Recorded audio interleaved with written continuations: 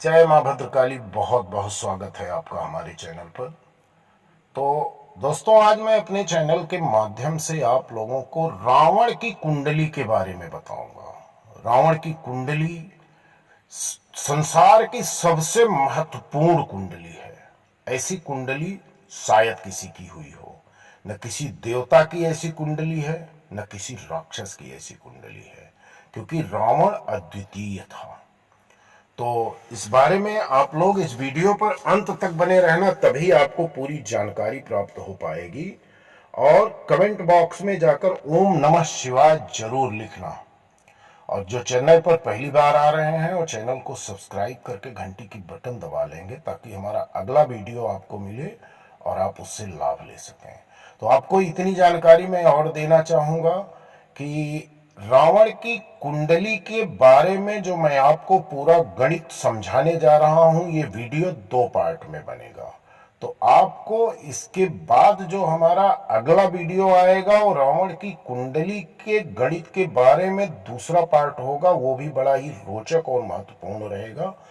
इस पहले पार्ट में मैं रावण की कुंडली की अच्छाई के बारे में बताऊंगा, और दूसरे पार्ट में मैं रावण की कुंडली में जो कमियां थी उसके बारे में बताऊंगा। क्योंकि रावण महाशक्तिशाली था, उससे बड़ा कोई पराक्रमी नहीं था, लेकिन उसमें कुछ कमियां थी। तो कमियां क्यों आई? ग्रहों की स्थिति से ही उसे बलवान बनाया, और ग्रहों की स्थिति से जो कमियां आई, इसी से वो दुराचारी बना। तो उसके बारे में भी हम चर्चा करेंगे। प्रकृति का नियम होता है, संसार का कोई भी देव दानव मनुष्य गंधर्व यक्ष किन्नर जो भी सिद्धियां प्राप्त की हैं, जो भी तपस्या की है, प्रकृति की तपस्या की है, यानी कि शिव और शक्ति की तपस्या की है। उस तपस्या से मिलने वाले बल से, मिलने वाली ताकत से जो उसका सदुपयोग किए वो पूजनीय माने गए, जो उसका दुरुपयोग किए वो निंदनीय माने गए। तो राम और रावण दोनों शक्ति की पूजा किए, शिव की पूजा किए। राम अपने शक्ति का, अपने बल का सदुपयोग किए तो भगवान का दर्जा मिले, और रावण अपनी शक्तियों का दुरुपयोग किया, इसके लिए उसे निगेटिव पात्र माना जाता है। तो आइए हम चलते हैं आपको अब रावण की कुंडली की तरफ लेकर के। तो रावण दुनिया का सबसे बड़ा पंडित, महाविद्वान और महाअभिमानी था।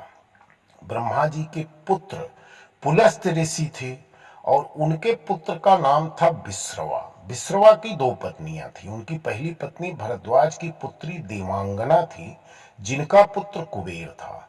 विश्रवा की दूसरी पत्नी दैत्यराज सुमाली की पुत्री कैकसी थी। रावण, कुंभकर्ण, विभीषण और शूर्पणखा इन्हीं की संतान थी।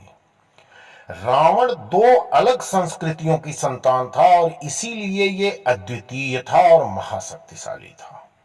रावण को शास्त्रों की बहुत जानकारी थी। वो वेदों का ज्ञाता था। ग्रहों से लेकर वनस्पति जगत की छोटी सी छोटी बात उसके दिमाग में समाई थी। और जब किसी की जानकारी का स्तर इतना अधिक बढ़ जाता है तो महाअभिमानी अपने आप हो जाता है। रावण का अहंकार ही उसका एकमात्र दोष था। तो अब हम आपको बताते हैं रावण की कुंडली और उसके चरित्र के बारे में। रावण की कुंडली सिंह लग्न की कुंडली है। सूर्य सिंह लग्न का स्वामी होता है, और इसी कारण रावण बेहद शक्तिशाली था। सूर्य के साथ यहाँ बृहस्पति भी हैं। बृहस्पति यहाँ पंचम और अष्टम भाव का स्वामी है। पंचम भाव में बृहस्पति होने से रावण किसी पूर्व जन्म के कारण पैदा होता है, जबकि कुंडली के अष्टम भाव में गुरु की उपस्थिति इंसान को गुप्त विद्याओं का मालिक बना देती है। कुंडली के इसी भाव में सूर्य और गुरु के साथ शुक्र भी है। गुरु और शुक्र की जब युति होती है तो इंसान पंडितों में महापंडित कहलाता है। इसीलिए उसे महाज्ञानी और महाविद्वान का दर्जा मिला था। कुंडली में उच्च का बुध द्वितीय भाव में है। द्वितीय भाव का बुध वाणी के बल पर कुछ भी कर सकता है। यही कारण है कि रावण यंत्र तंत्र और मंत्र के रहस्यों को जानता था। ऋग्वेद और वैदिक काल के मंत्रों में छिपे रहस्यों और विज्ञान को रावण समझ चुका था। उसकी वाणी में अमृत था और इसी कारण उसने भगवान शिव को प्रसन्न किया। भगवान शिव को प्रसन्न करने का मतलब होता है कि उसे संसार की सारी शक्तियां अपने आप मिल गईं। अब कुंडली के तीसरे भाव पर अगर हम देखते हैं तो शनि के साथ केतु विराजमान है। सिंह लग्न हो और तीसरे भाव में शनि केतु हो तो इंसान महापराक्रमी अपने आप हो जाता है और इस तरह का व्यक्ति कभी परिणामों को नहीं सोचता है और जो व्यक्ति परिणामों के बारे में नहीं सोचता वो कभी पराजित होता ही नहीं है। रावण के अंदर यही बात थी, उसके दिमाग में सिर्फ विजय होने का जुनून सवार रहता था, कभी वो परिणामों के बारे में सोचता ही नहीं था। तीसरे भाव में शनि के साथ बैठा केतु इंसान के अनियंत्रित दिमाग की वजह होता है। अब बात करें कुंडली के छठे भाव में मंगल और चंद्रमा है। मंगल और चंद्रमा की युति इंसान को बलशाली बना देती है और ऐसे इंसान को हरा पाना किसी के लिए संभव नहीं है। भगवान राम के हाथों मृत्यु से रावण को मोक्ष की प्राप्ति हुई, लेकिन उसे कभी कोई हरा नहीं पाया था। अजात शत्रु और वाली जैसे योद्धाओं ने भी उसके लिए मुश्किलें जरूर खड़ी की थी, लेकिन उसे कोई हरा नहीं सका। कुंडली के 9 भाव में राहु है। ग्रहों की ऐसी स्थिति ही इंसान को खास बनाती है। अब रावण की कुंडली में कमियां क्या हैं?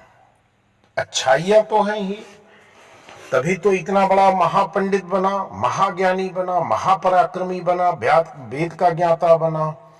आज वास्तुशास्त्र का रचयिता रावण है। वास्तुशास्त्र की जितनी भी आप जानकारी आप देखेंगे, रावण के इतना बड़ा कोई ज्योतिषाचार्य या प्रकांड विद्वान या उतना बड़ा तांत्रिक कोई संसार में पैदा नहीं हुआ और रावण के जैसा वनस्पतियों का ज्ञाता कोई नहीं था। जड़ी बूटियों का यानी कि आयुर्वेद का रावण से ज्यादा जानकारी उस समय किसी के पास नहीं थी और आज भी रावण द्वारा लिखी गई किताबों के ही बल पर आयुर्वेद चलता है। तो दोस्तों, रावण की कुंडली के दूसरे भाग को मैं अगले वीडियो में दिखाऊंगा। इसी पर ये वीडियो समाप्त कर रहा हूं। वीडियो पर आप लोग एक कमेंट जरूर करना, ओम नमः शिवाय लिखिए। धन्यवाद। जय मां भद्रकाली।